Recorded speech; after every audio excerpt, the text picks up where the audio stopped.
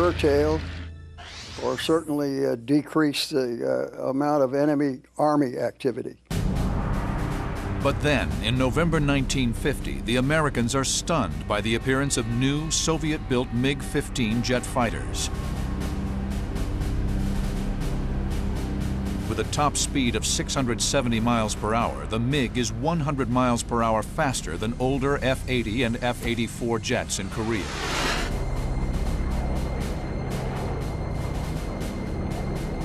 The critical air supremacy achieved early in the war is now in jeopardy. The MiG was built as a point interceptor. It was light, it had a lighter wing loading, it didn't carry as much fuel, which limited the range, but made it very good for climbing purposes and turning purposes. It was optimized to shoot down B-29s. That's why it had the heavy cannon armament that it did, 223 millimeters and a 37 millimeter. The cannon was really a surprising weapon.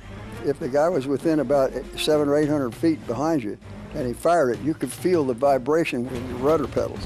When that happened to you, you knew you better do something pretty quick, left or right. For me to get right behind him and shoot him down. So what he did was, he turned that thing upside down and split S. That means he reversed his direction. The split S is a commonly used fighter reversal technique. The aircraft rolls inverted and dives, pulling out in the opposite direction. He was so low, and I was sure he wasn't going to make it, and I said to my wingman, this is going to be the easiest kill I ever had. Well, it turned out this guy made it. There should have been a fireball, but the MiG recovers miraculously into a dry riverbed. Reisner watches in disbelief as the MiG twists and turns right on the deck. He was so close to the ground, he kicked rocks and debris up. I, meanwhile, had managed to get in behind him.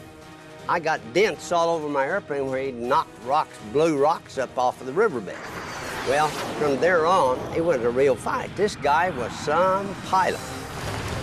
Reisner can barely keep the stick in his hands as he's thumped hard by the MiG's jet wash. The MiG flies like a banshee. He chops power, pops out his speed brakes.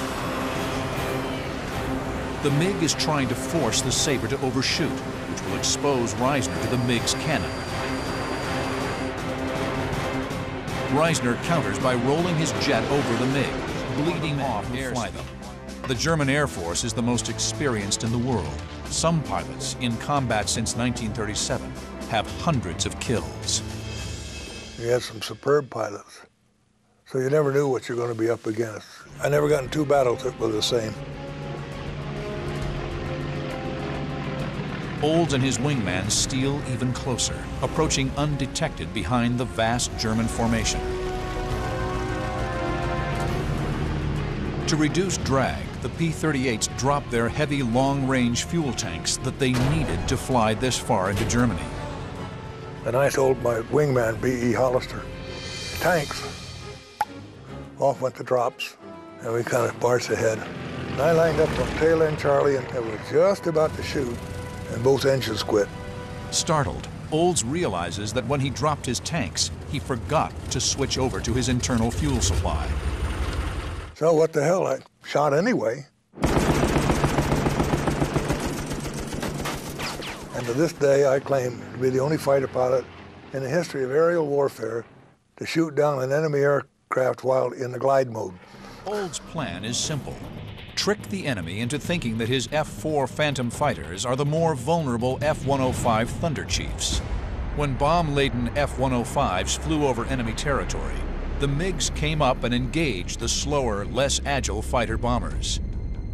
The North Vietnamese Air Force developed a hit-and-run tactic that's akin to guerrilla tactics, where the MiG-21s would come in at low altitude, pop up and try and hit the F-105 strike forces, but then escape before the F-4s could come down and attack them. The reluctance of the MiG pilots to engage didn't mean they lacked courage or skill. The U.S. estimated that the North Vietnamese only had 16 MiG-21s. They were very careful how they used them. Robin Olds and his Phantoms, by flying like F-105s, using the same approaches, radio frequencies, call signs, and flight patterns, hoped to deceive the North Vietnamese radar operators into ordering the MiG-21s to attack the presumably easy prey. Once in the air, the American fighters would cut down the MiGs. Olds names the plan Operation Bolo.